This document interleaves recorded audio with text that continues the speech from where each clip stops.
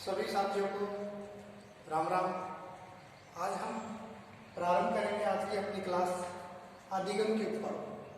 अधिगम के कल की क्लास में हमने पढ़ा था अधिगम के बारे में, अधिगम की विशेषताएं, अधिगम की परिभाषा और अधिगम के प्रकार के बारे में। अधिगम के हमने सामान्य रूप से प्रकार पढ़े 3, अधिगम के हमने आशुबेल के अनुसार प्रकार पढ़े 4, रॉबर्ट गेने के अनुसार हमने प्रकार पढ़े हैं टोटल 8। रॉबर्ट गेने के अनुसार अधिगम सोपान की दिए कितने प्रकार की है? 8 प्रकार बताए हैं। रॉबर्ट गेने के द्वारा अधिगम सोपान के कितने प्रकार हैं? 8। सोपान की क्या होता है? सोपान की एक सीढ़ी होती है, नीचे से ऊपर की ओर जाती है। जैसे ये सीढ़ी है, ये सीढ़ी यहाँ से ऊपर की ओर तो जाएगी ना, तो अधिगम सोपान की पहले नंबर, दूसरा नंबर, तीसरा नंबर इस प्रकार से चलती हुई करनी चाहिए। तो हम रॉबर्ट गेने के अनुसार अधिगम के प्रकारों के बारे में हम पढ़ेंगे। अधिगम के 8 प्रकार दिए गए हैं। देखिए, सबसे पहले हम पढ़ेंगे रॉबर्ट गेने का अधिगम प्रकार में।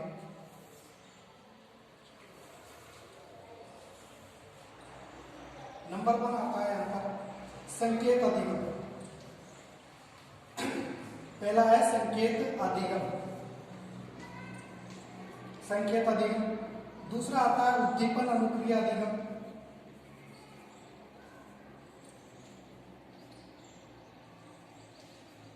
उद्दीपन अनुक्रिया, उद्दीपन अनुक्रिया अधिगम। नंबर 3 पर है श्रृंखला अधिगम, श्रृंखला। 4 पर है शाब्दिक। 5 पर है बहुविभेदन।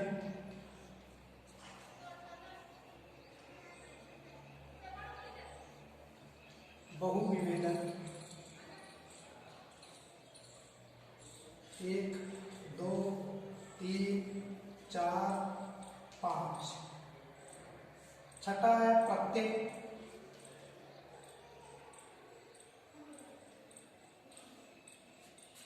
7वां है सिद्धांत।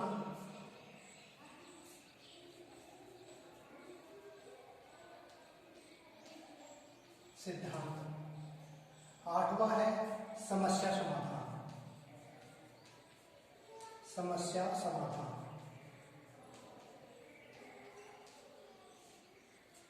इस प्रकार से रॉबर्ट गेने के अनुसार अधिगम सोपान की में 8 सोपान बताए गए हैं। संकेत अधिगम जो कि प्राथमिक स्तर पर होता है। कहाँ होता है? प्राथमिक स्तर पर।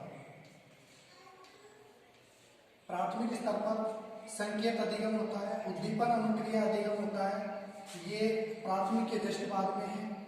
ये यहाँ तक, यहाँ तक ये प्रारंभिक स्तर के हैं। कौन से हैं? प्रारंभिक स्तर के हैं। और ये उच्च स्तर के हैं। ये चारों ही उच्च स्तर के हैं, यहाँ से लेकर यहाँ तक उच्च स्तर के हैं। उच्च स्तर के हैं ये चारों। ये चारों क्या है? प्राथमिक स्तर के हैं। देखिए होता क्या है इनमें, पढ़ते हैं। देखिए संकेत अधिगम, संकेत अधिगम पावलोव के सिद्धांत पर आधारित है। किसके सिद्धांत पर आधारित है? पावलोव। पावलोव नाम का एक मनोवैज्ञानिक है, इवान पेट्रोविच पावलोव जिसका पूरा नाम है। इस पावलोव के द्वारा यह सिद्धांत दिया गया था। कौन सा? अनुकूलित अनुक्रिया सिद्धांत। उसमें ये कहा गया था कि जब बालक, कोई सा भी बालक हो, वो किससे अनुकूलित होगा? मान लीजिए कि आपके सामने कुत्ता है। आपके सामने क्या है? कुत्ते को देखते ही आप रोटी दे देंगे। कुत्ते को देखते ही क्या देंगे? आप रोटी देंगे। तो कुत्ते के मुंह में लार आएगी रोटी देखने के बाद। ऐसा आपने 1-2 बार किया। इसके बाद आपने क्या किया? घंटी बजाई। घंटी बजाने के बाद आपने रोटी दी। घंटी बजाने के बाद आपने क्या दी? रोटी दी। अब कुत्ते को 1-2 दिन तो समझ में नहीं आया कि घंटी क्यों बजा रहा है, लेकिन जैसे ही रोटी आती है, कुत्ते ने दिमाग में एक बात फिट कर ली कि घंटी बजेगी तो कुछ मिलेगा। तो कुत्ता घंटी से बंध गया था। उसी प्रकार से बालक भी संकेत के साथ बन जाता है। जैसे मान लीजिए आप गाड़ी चला रहे हैं 4 व्हीलर, और ट्रैफिक सिग्नल देखते ही आप गाड़ी को रोक देते हैं, और जैसे ही ग्रीन बत्ती मिलेगी आप गाड़ी को भगा देंगे। ऐसा ही करते हैं ना।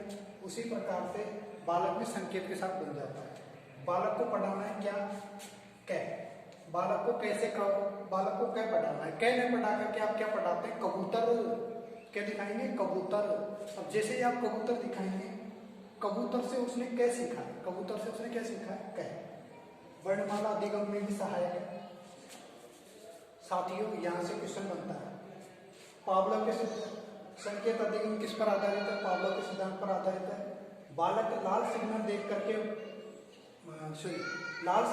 करके वाहनों का रुकना किस अधिगम पर आधारित है, संकेत अधिगम पर। प्राथमिक स्तर का होता है कौन सा, संकेत अधिगम। वर्णमाला अधिगम, यदि बालक वर्णमाला का अधिगम कर रहा है तो कौन से अधिगम पर आधारित है, तो संकेत अधिगम पर आधारित है। इस प्रकार के क्वेश्चन होते हैं। फिर आ जाइए उद्दीपन, थॉर्नडाइक के सिद्धांत पर आधारित है। किस पर आधारित है, थॉर्नडाइक के सिद्धांत पर आधारित है। घंटी बजने पर विद्यालय की तरफ दौड़ना, जैसे ही घंटी बजती है, मान लीजिए कि आप क्लास में पढ़ रहे हैं, क्लास में आप पढ़ रहे हैं और टाइम हो गया कि 4 का लंच हो गए, अब तो भोजन करने का टाइम है। अब जैसे ही बेल बजेगी आप बैग बस्ता बंद कर लेंगे। जैसे ही बेल बजेगी आप भगने की तरफ, क्लास की तरफ, क्लास से बाहर की तरफ जाएंगे। जैसे ही बेल बजेगी आप विद्यालय की तरफ आएंगे। इस प्रकार का जो उद्दीपन होता है, उद्दीपन किसको कहते हैं, कोई चीज हमें आकर्षित करे, कोई चीज हमें आकर्षित करे, वो उद्दीपन होता है। जैसे मान लीजिए आप शादी विवाह में गए, कहाँ गए आप, शादी विवाह में गए। अब शादी विवाह में जाने के बाद यदि मान लीजिए आप बिना निमंत्रण गए केवल जीवने के लिए, तो आप क्या देखेंगे, भोजन कहाँ लगा हुआ है। जिधर भी भोजन लगा हुआ है उधर आप प्लेट उठाए और कर लिए। तो आप वहाँ जो गए, आपके लिए उद्दीपन क्या था, वो भोजन। मान लीजिए कि आप किसी से मिलने के लिए गए और आप उसी व्यक्ति को ढूंढ रहे हैं चारों तरफ, तो आपका उद्दीपन कौन है, कौन है आपका उद्दीपन, वो व्यक्ति जिसको आप ढूंढ रहे हैं। तो उसी प्रकार से उद्दीपक क्या है इसमें, घंटी। जैसे ही घंटी बजेगी आप विद्यालय की तरफ भागेंगे, विद्यालय की तरफ भागेंगे।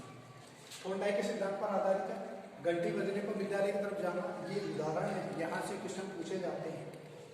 श्रृंखला अधिगम, श्रृंखला अधिगम में एडविन गुथरी के सिद्धांत पर आधारित है। किसके, एडविन गुथरी के सिद्धांत पर आधारित है। कौन सा, श्रृंखला अधिगम। श्रृंखला में क्या होता है कि जैसे हमने आज वर्णमाला पढ़ा, आज हमने कै पढ़ा और कल हम का पढ़ेंगे और दूसरे दिन हम काजल पढ़ेंगे। फिर क्या पढ़ेंगे, हम काजल पढ़ेंगे, माया पढ़ेंगे, है ना, लखन पढ़ेंगे। इस प्रकार से हम पढ़ते ही चले जाएंगे।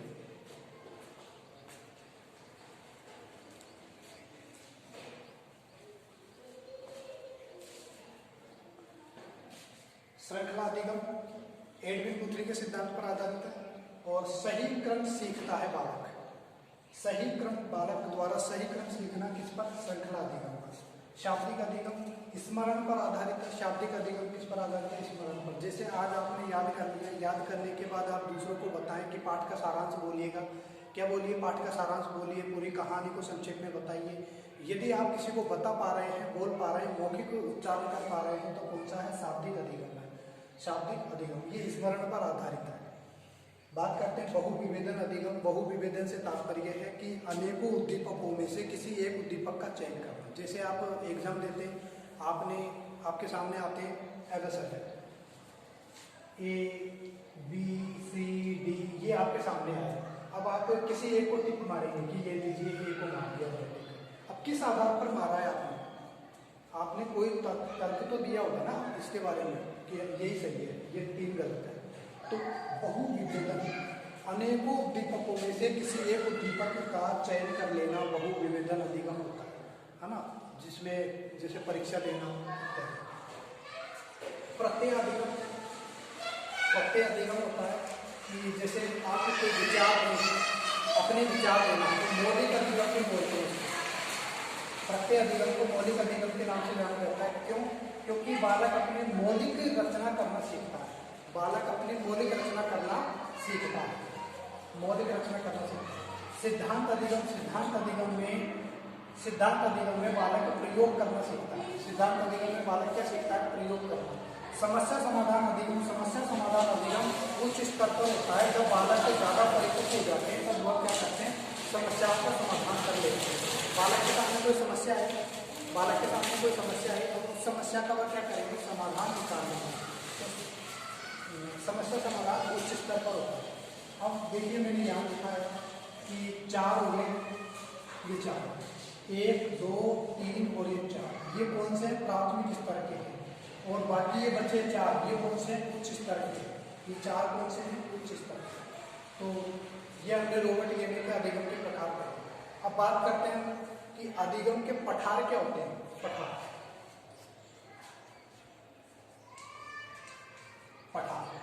पठार क्या होता है कि ऐसी स्थिति को कहते हैं पठार, जैसे आज हम सीख रहे हैं, आज हम क्या कर रहे हैं, सीख रहे हैं, और कल हम सीखना बंद कर दें।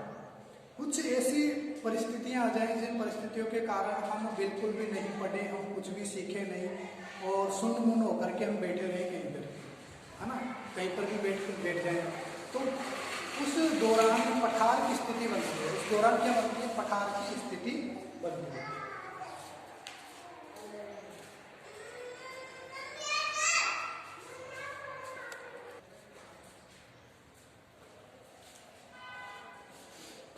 तो अपन पठार के बारे में बात करें तो पठार क्या होता है। पठार एक ऐसी स्थिति को कहते हैं जिसमें बालक अधिगम कुछ समय के लिए बिल्कुल भी नहीं कर रहा होता है, कुछ भी नहीं सीख रहा होता है। जैसे देखिएगा कि ये अपना एक लर्निंग है, बालक सीख रहा है, लेकिन किन्हीं परिस्थितियों के कारण वह बिल्कुल भी नहीं सीखता कुछ समय के लिए। मान लीजिए 2 साल के लिए नहीं सीखा, 3 साल तक उसने कुछ नहीं सीखा, फिर बाद में वापस सीखना चालू कर दिया। तो ये जो स्थिति बनी है ना, ये स्थिति, इसी स्थिति को बोलते हैं पठार। इसी स्थिति को बोलते हैं पठार। पठार से तात्पर्य अधिगम की वह स्थिति जिसमें बालक कुछ भी नहीं सीखता है, किन्हीं परिस्थितियों के कारण कुछ समय के लिए कुछ भी नहीं सीखता है, उसी को बोलते हैं पठार। उसी को क्या बोलते हैं, पठार बोलते हैं। एक शब्द आता है अधिगम वक्र। अधिगम वक्र, वक्र क्या होते हैं, अधिगम वक्र। अधिगम वक्र से तात्पर्य है कि वह स्थिति जिसमें बालक के अधिगम शक्ति में उतार चढ़ाव आता है, या अधिगम प्रक्रिया में उतार चढ़ाव आता रहता है। पहले तो वह धीरे धीरे सीख रहा है और बाद में फिर वो तेज गति से सीखता है, या पहले तेज गति से और बाद में फिर मंद गति से सीखता है ना, सीखता रहता है। तो उसी को बोलते हैं अधिगम वक्र। देखिए एक बात मैं इनको यहाँ से बताऊँ,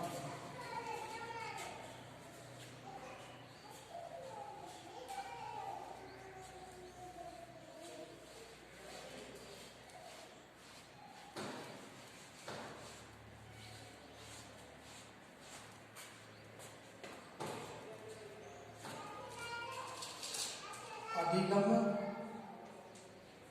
वक्र क्या होते हैं। अधिगम वक्र अधिगम की वह स्थिति जिसमें बालक की अधिगम प्रक्रिया में उतार चढ़ाव आता रहता है, उसी को अधिगम वक्र बोलते हैं। अधिगम के वक्र बनते कितने हैं, अधिगम के वक्र बनते हैं टोटल 4। कितने हैं, 4। अधिगम के वक्र हैं 4। अधिगम के वक्र कितने हैं, 4। किस किस प्रकार के, धनात्मक है, ऋणात्मक है, धनात्मक, ऋणात्मक, शून्य और विस्तृत। इस प्रकार से अधिगम के वक्र होते हैं। देखिए एक तो ये स्थिति बनेगी कि बालक के 16 दिन चल रही है, फिर तेज हो जाएगी। ये तो कौन सा है, ये अधिगम का वक्र है धनात्मक। कौन सा है, धनात्मक। और एक स्थिति यह है जिसमें प्रारंभ में तो तेज और बाद में मंद है, प्रारंभ में तेज और बाद में मंद गति से हो गया, यह है ऋणात्मक।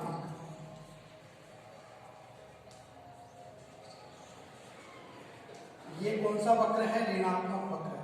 पहले तो तेज गति से सीखेगा और बाद में फिर मंद गति से नीचे आएगा, तो इस ग्राफ को बोलते हैं ऋणात्मक वक्र, इस ग्राफ को बोलते हैं धनात्मक वक्र। और एक वक्र होता है इस प्रकार का सरल रेखीय वक्र। कौन सा, सरल रेखीय वक्र। सरल रेखीय वक्र। एक होता है मिश्रित रेखीय वक्र, जो कि इस प्रकार से चलता ही रहता है। ये इस प्रकार से चलता रहता है, ये है मिश्रित रेखीय वक्र। मिश्रित रेखीय वक्र,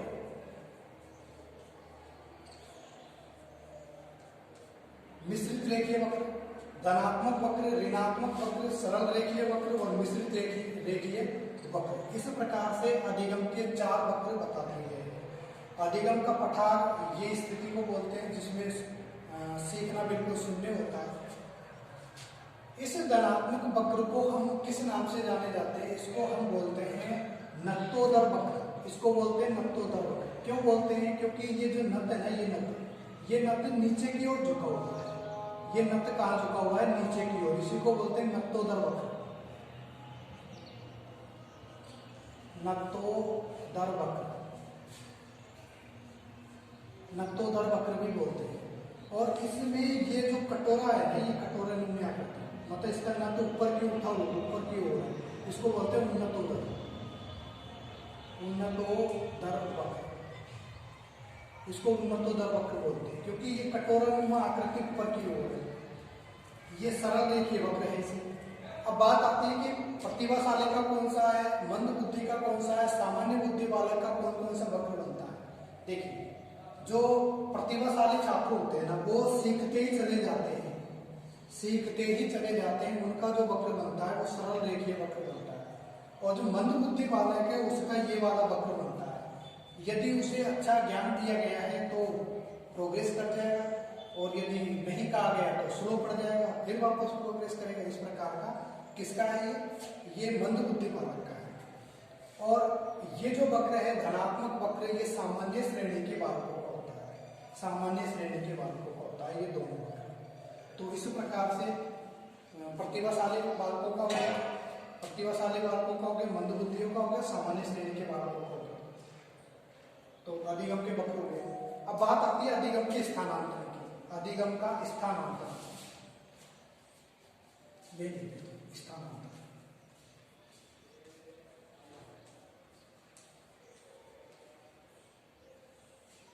स्थानांतरण क्या होता है? स्थानांतरण एक परिस्थिति में सीखा गया ज्ञान दूसरी परिस्थिति में भी यदि हम उपयोग में ले लें तो उसी को बोलते हैं अधिगम स्थानांतरण। जैसे मान लीजिए कि आप आप साइकिल चलाना सीख गए, आपको आती है साइकिल चलाना, अब आप चलाना चाहते हैं मोटरसाइकिल।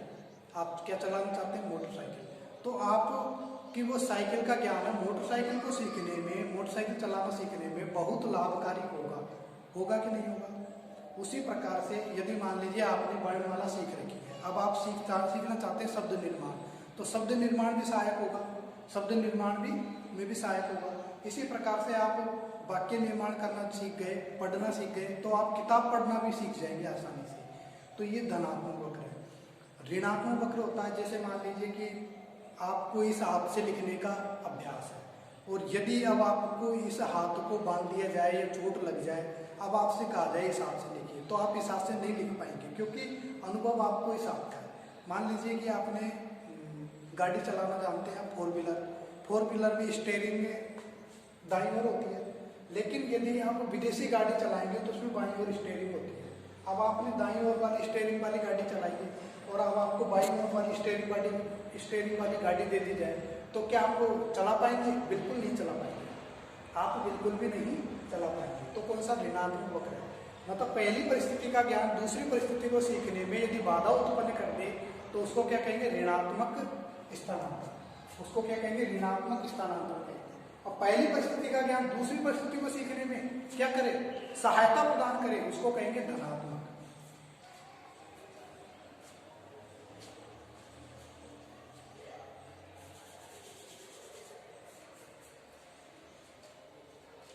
स्थानांतरण एक होता है धनात्मक,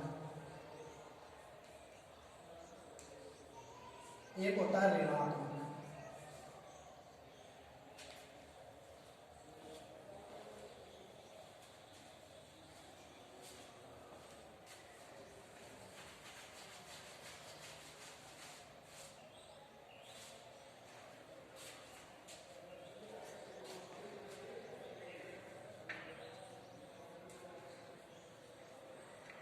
धनात्मक एक होता है ऋणात्मक,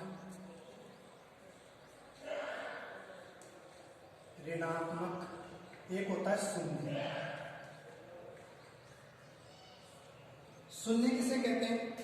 शून्य स्थानांतरण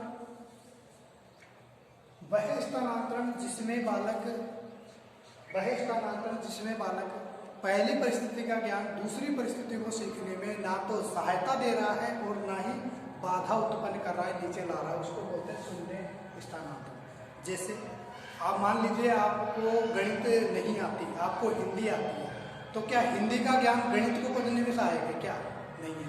मान लीजिए कि आपको केमिस्ट्री नहीं आती और आपको हिंदी नहीं आती, अब आप हिंदी सीख लीजिए, केमिस्ट्री सीखना चाहें तो केमिस्ट्री भी आप सीख सकते हैं ना।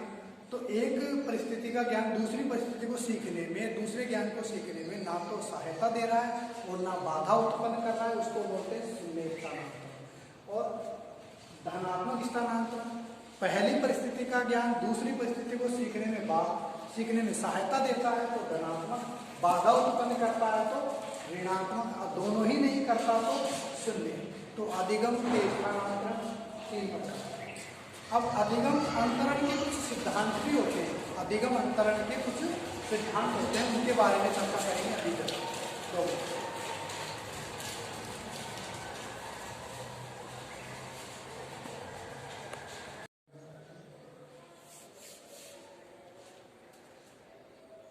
हाँ, तो आज की क्लास में हम पढ़ रहे हैं अधिगम अंतरण के सिद्धांत। अधिगम अंतरण किसे कहते हैं?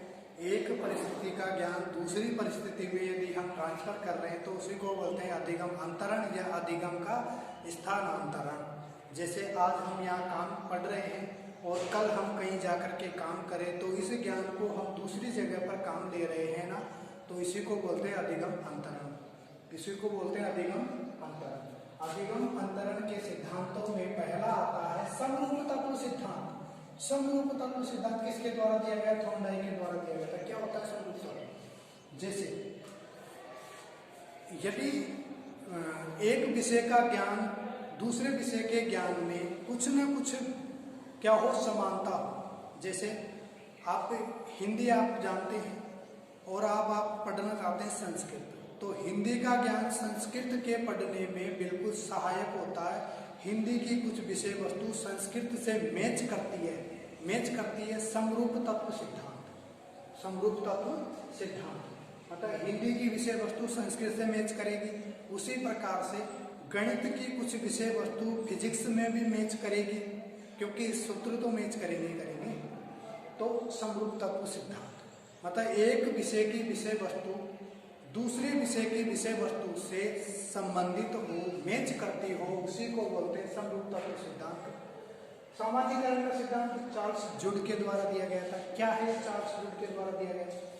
कि जैसे आप यहाँ हिंदी के टीचर हैं, यहाँ पर आप किसके टीचर हैं? हिंदी के टीचर हैं।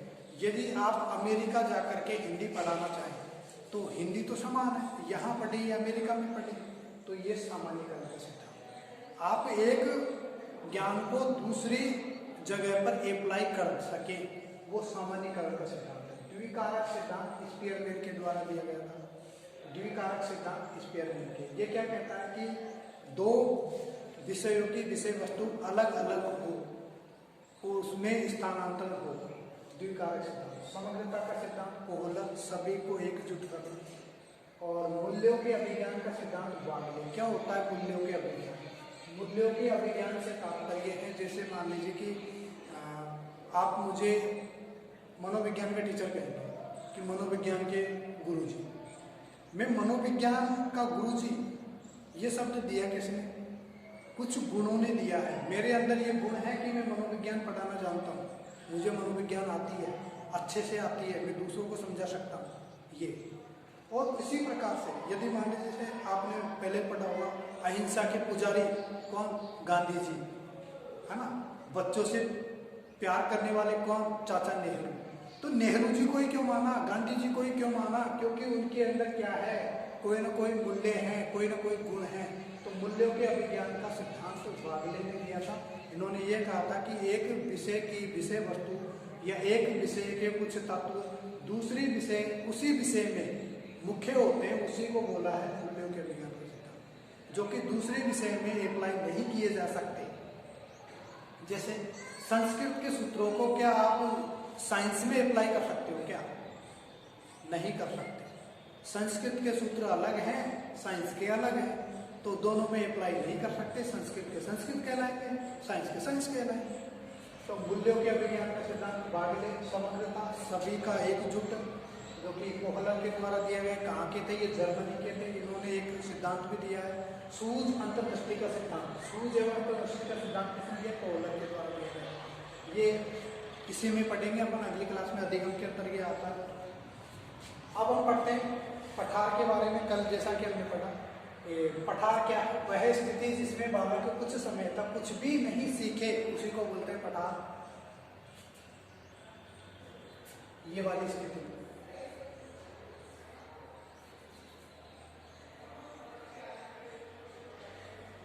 ये वाली स्थिति ये पठार कहलाएगी। ये वाली स्थिति क्या कहलाएगी? पठार कहलाएगी। वक्र क्या होता है?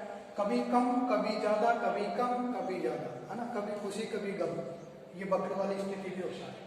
तो आज की क्लास में इतना ही, मिलेंगे अगली क्लास में। वीडियो को लाइक करें, चैनल को सब्सक्राइब करें। इस चैनल पर आपको द्वितीय श्रेणी अध्यापक भर्ती का प्रथम पेपर कंप्लीट करवाया जाएगा।